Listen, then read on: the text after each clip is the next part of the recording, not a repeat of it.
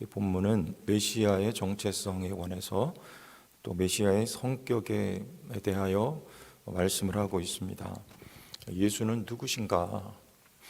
그는 그리스도다. 그런데 그는 과연 어떤 의미에서 그리스도냐? 이것을 우리에게 밝히 말씀해 주고 있습니다. 마태복음 우리 8장 말씀해 보면 예수께서 바다와 풍랑을 잠잠케 하시자 제자들이 그러죠. 이분이 과연 누구냐? 누구시길래 이런 놀라운 일을 하시냐? 또 12장 말씀해 보면 예수께서 물 위로 걸어오시죠. 그때 배에 있던 사람들이 말합니다. 이는 하나님의 아들이십니다. 이분은 하나님의 아들이십니다. 여러분, 이분은 누구십니까? 놀라운 기적들을 많이 행하셨어요. 그는 누구신가? 누구시길래 적은 물고기와 떡으로 5천 명을 먹이셨고 또 4천 명을 먹이셨는가? 그는 과연 누구시냐? 지금 거기에 대해서 진실을 오늘 본문에서 말씀하고 있는 것입니다. 당시의 사람들은 예수님을 왕으로 임금으로 모시려고 했어요. 예수께서 예루살렘에 입성하실 때 많은 사람들이 호산나 다윗의 자손이요, 다윗의 자손이요, 그렇게 하면서 예수님을 환대하고 환영합니다.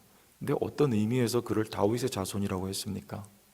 다윗처럼 막강한 군사력을 가지고 이 나라를 로마의 압제로부터 해방할 메시아 그리스도가 바로 당신입니다 라고 여기고 예수님을, 예루살렘에 입성하시는 예수님을 군중이 그렇게 영접을 했던 것이죠.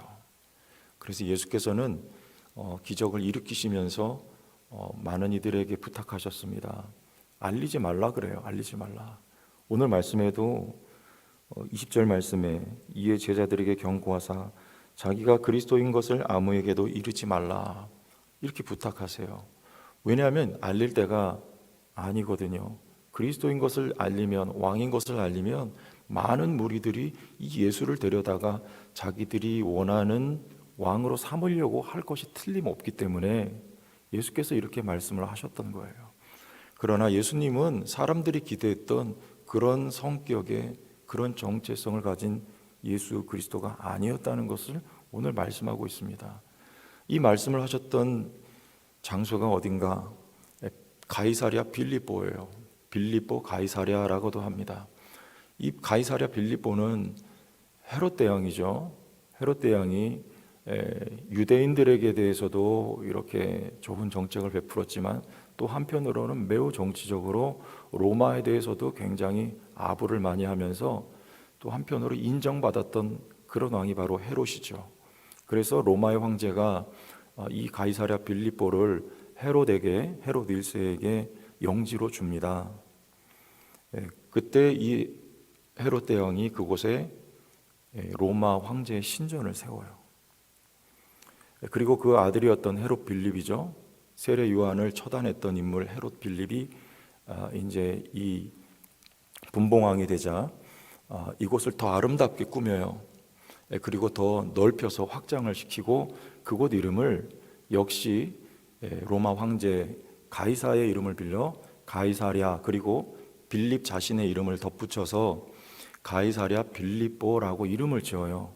왜냐하면 지중해 바닷가 근처에 가이사랴라고 하는 로마의 총독이 있었던 그곳과 따로 구분하여서 이름을 가이사랴 빌립보라고 이렇게 짓습니다. 그런데 이 가이사랴 빌립보는 헐몬산 기슭에 있어요. 여러분, 이 가나안 땅에 이 헐몬산 기슭과 같은 곳은 없어요. 그곳은 너무나, 우리 제주도 가면은 이렇게 숲이 울창하잖아요. 곶자림이라고 하죠. 마치 그와 같아요. 그렇게 나무가 많고 또 물이 많습니다. 왜냐하면 그 헐몬산 꼭대기에 있는 얼음들이, 눈들이 녹아서 흘러내려오고 그곳이 곧 요단강이 시작되는 지점이기 때문에 그곳엔 물이 굉장히 맑은 물이 많습니다. 심지어는 거기 폭포가 있어요. 비니아스라고 하는 폭포까지 있는데 그런 곳이다 보니까 고대로부터 이 지역을 사람들이 신성시했습니다. 그 토착민들은 그래서 그곳에서 바알을 숭배하고 그리고 그곳은 이방 지역으로 이 그리스 문명을 받은 사람들이 이주해 와서 살면서 그곳에서 판이라고 하는 목동들의 수호신이에요.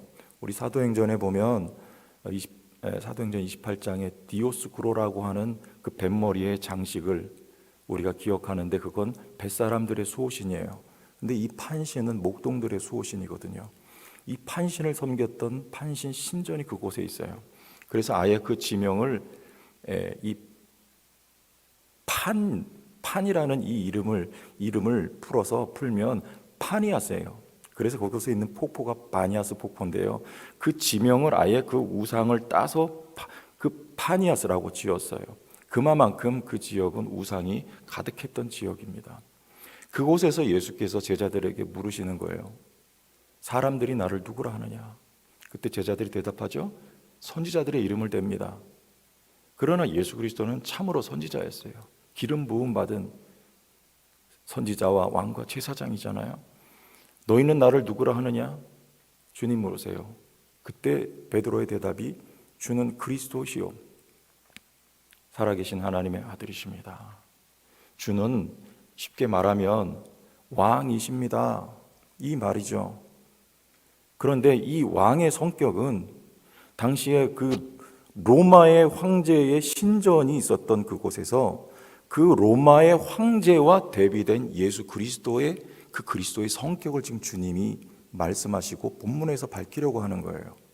로마의 황제는요, 그리고 빌립은요, 이 세상의 정치 그리고 그 힘을 가지고 군림하는 자가 바로 세상의 왕이에요. 그러나 그리스도는 그런 의미에서 왕이 아니라는 것이죠. 그 그리스도가 어떤 분인지 그 성격을 밝게 보여주는 말씀이 오늘 읽었던 우리 21절 말씀입니다. 이때로부터 예수 그리스도께서 자기가 예루살렘에 올라가 장로들과 대제사장들과 서기관들에게 많은 고난을 받고 죽임을 당하고 제3일에 살아나야 할 것을 제자들에게 비로소 나타내시니, 성경적인 의미에서 하나님의 그리스도라고 누가복음에서는 말해요. 하나님의 그리스도란 말은 하나님의 목적을 표현하는 뜻입니다.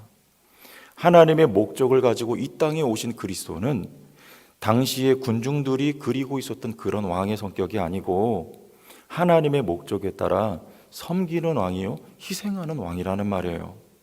예수께서 죽으시고 3일 만에 다시 부활하실 것을 비로소 말씀하시는 것입니다. 여러분, 이 땅에, 이 세상에 이런 왕은 없어요. 그가 바로 참된 왕이세요. 섬기는 왕이에요. 베드로는 지금 그 고백을 하고 있는 거예요. 16절에 시몬 베드로가 대답하여 이르되 주는 그리스도시요 살아계신 하나님의 아들이시니이다. 이 고백은 베드로가 의도했던 고백이 아니에요.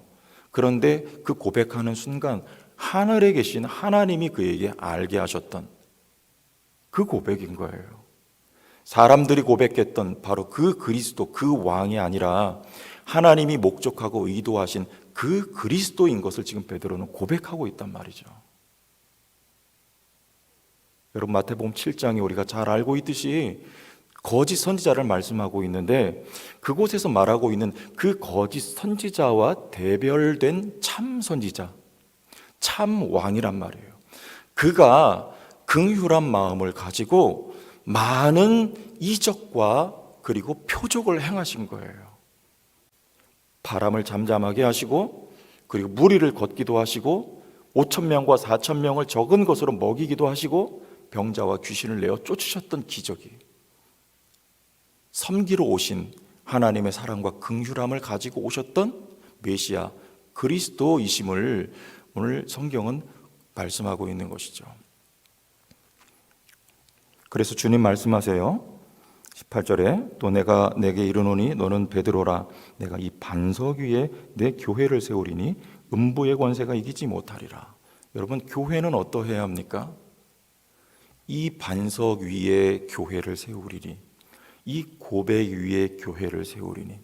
이 대목에 학자들마다 해석이 분분합니다만 이 고백 위에 교회를 세우리니 저는 이게 맞다고 생각해요. 어떤 고백이에요? 그리스도를 지금 누구라고 고백하고 있는 거예요. 여러분은 그리스도를 어떤 분으로 알고 계십니까? 이 세상에서 말하는 그런 의미에서 왕이 아니고 하나님이 목적하고 의도하신 섬기는 왕이신 그리스도를 지금 베드로는 고백하고 있는 것입니다. 우리는 모두가 예수와 함께 왕노릇할 거라고 성경을 말해요. 어떻게 함께 왕노릇합니까? 어떻게 왕이 여럿일 수가 있습니까? 어떤 왕입니까? 저 영원한 천국에서 우리가 어떻게 주와 함께 왕노릇할 것입니까? 아니, 교회 시대인 여기서부터 우리는 어떻게 왕노릇할 것입니까? 주님은 어떻게 왕노릇하셨습니까? 섬기셨잖아요. 죽기까지. 성경에서 말하는 왕은 어떤 왕입니까? 섬기는 왕이죠. 우리는 어떻게 왕노릇할 것입니까? 서로 종노릇함으로 역설이에요. 우리는 왕노릇하게 될 것을 성경은 말씀하고 있는 것입니다. 여러분, 이게 성경이 말하는 왕이에요. 교회는 어떠해야 합니까? 이 고백 위에 주는 그리스도시요라고 하는 그런 영적인 감동을 받은 베드로의 고백 위에 교회가 세워질 거예요. 교회는 어떠해야 합니까?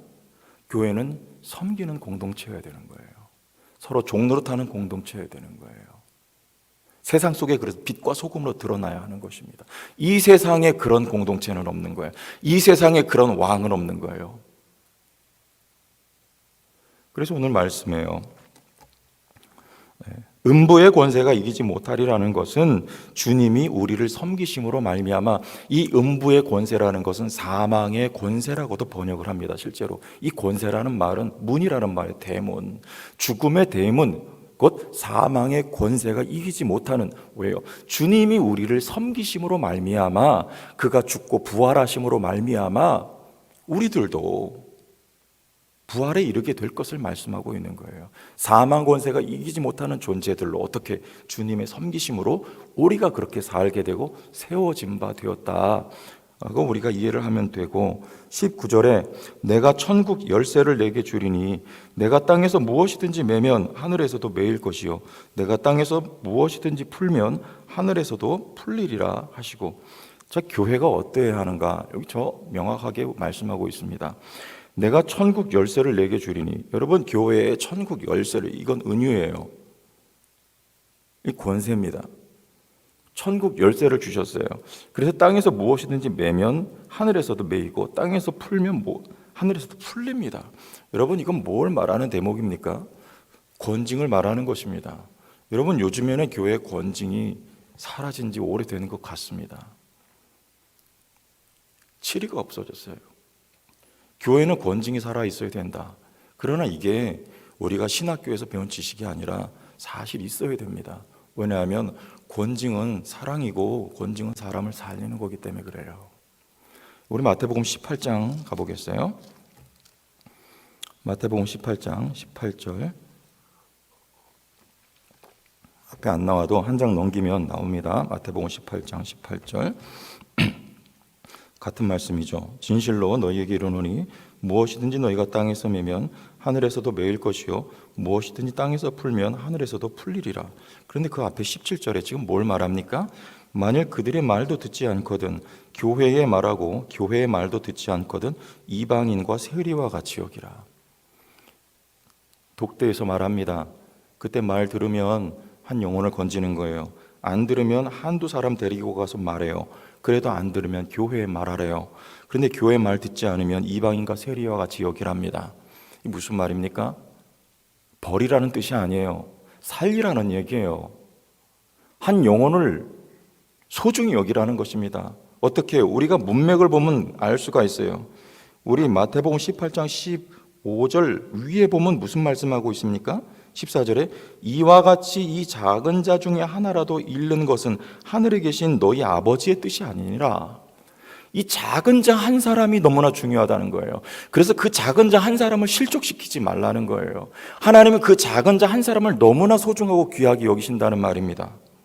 그 다음에 요 대목 다음 단락이 21절에 베드로가 말해요. 몇 번이나 용서합니까? 그러니까 주님이 22절에 예수께서 이르시되 내게 이르노니 7번뿐만 아니라 7번을 70번까지라도 할지니라. 무슨 말입니까? 용서하라는 거예요. 그래서 사람 살리라는 겁니다. 여러분, 권징은요 사람 살리는 거예요. 사랑입니다. 그렇게 해서라도 그 영혼이 회개하고 주님 앞에 돌아올 수 있도록 교회에서 권징을 시행하라는 거예요. 고린도전서 5장에 바울이 이렇게 말합니다. 너희 중에 심지어 음행이 있다 함을 들으니 그런 음행은 이방인 중에서도 없는 것이라 누가 그 아버지의 아내를 취하였다 하는도다. 그리하고도 너희가 오히려 교만하여져서 어찌하여 통한이 여기지 아니하고 그 일 행한 자를 너희 중에서 쫓아내지 아니하였느냐. 내가 실로 몸으로는 떠나 있으나 영으로는 함께 있어서 거기 있는 것 같이 이런 일 행한 자를 이미 판단하였노라. 주 예수의 이름으로 너희가 내 영과 함께 모여서 우리 주 예수의 능력으로 이런 자를 사탄에게 내주었으니 이는 육신은 멸하고 영은 주 예수의 날에 구원을 받게 하려 함이라. 여러분, 교회 가운데 있는 권징은요, 구원을 위한 것이고 한 영혼을 살리는 일이에요. 어떻게 하라는 거예요? 권징도 섬김입니다. 여러분, 교회는 주께서 하셨던 것처럼 섬기는 공동체입니다. 서로 섬기는 거예요. 그래서 서로 종 노릇하라 말씀합니다. 다시 본문으로 돌아와서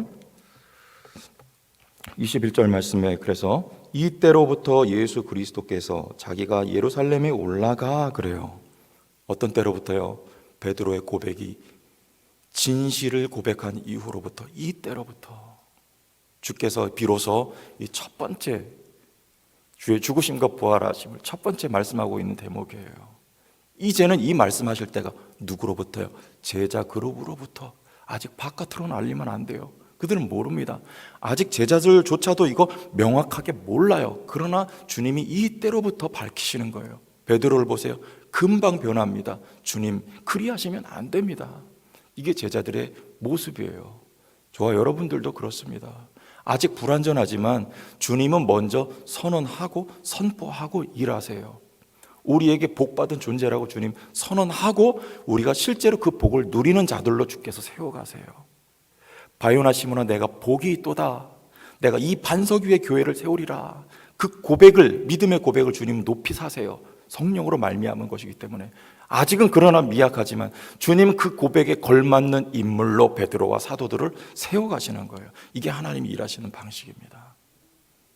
말씀에 비춰서 자신을 보세요. 주님이 그렇게 말씀하세요. 주님이 반석이라고 말씀하세요. 그러나 반석과 같이 주님이 만들어 가시고 그를 세워가시는 역사가 있다는 것, 우리에게도 이때로부터의 역사가 있습니다.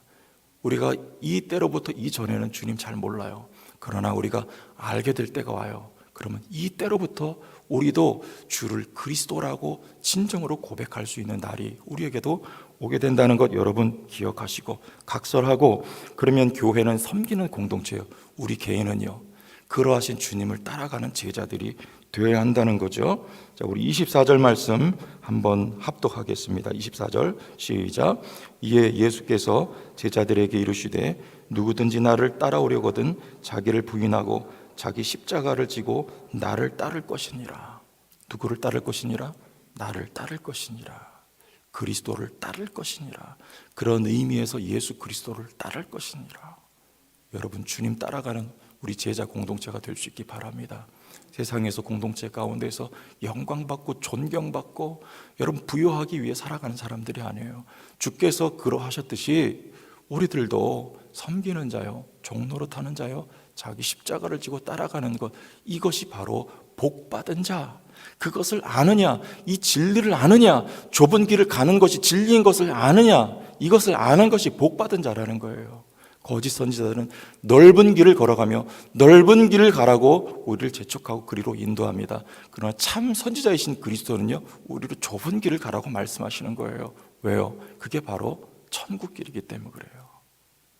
자기 십자가 지고 예수 따라갑시다. 그때 우리에게 27절에 인자가 아버지의 영광으로 그 천사들과 함께 오리니 그때 각 사람이 행한 대로 갚으리라. 행위 구원을 말하는 게 아니에요.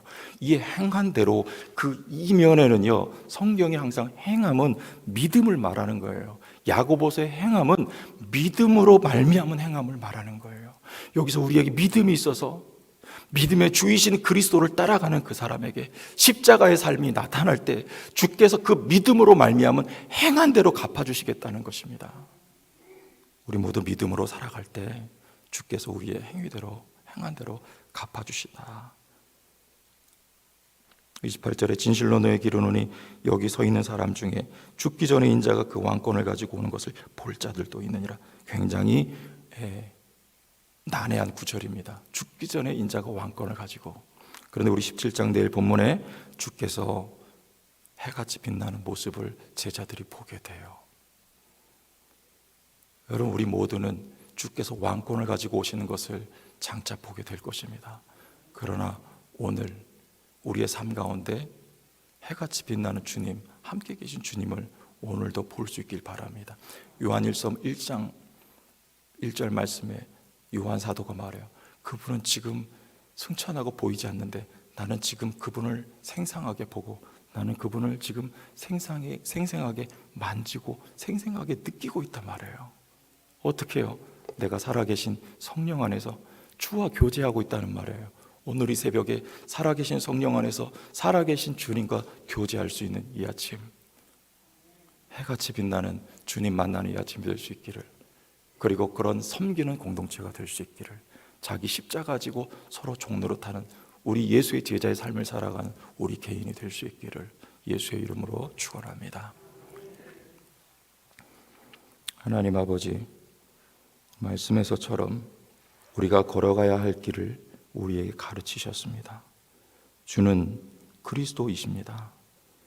우리도 그리스도가 그러하셨던 것처럼 섬기는 자의 삶을 살고 자기 십자가, 자기를 부인하고 십자가 짊어지고 예수 그리스도를 따라가는 복된 삶이 되게 성령으로 힘주시고 발걸음 인도하여 주옵소서.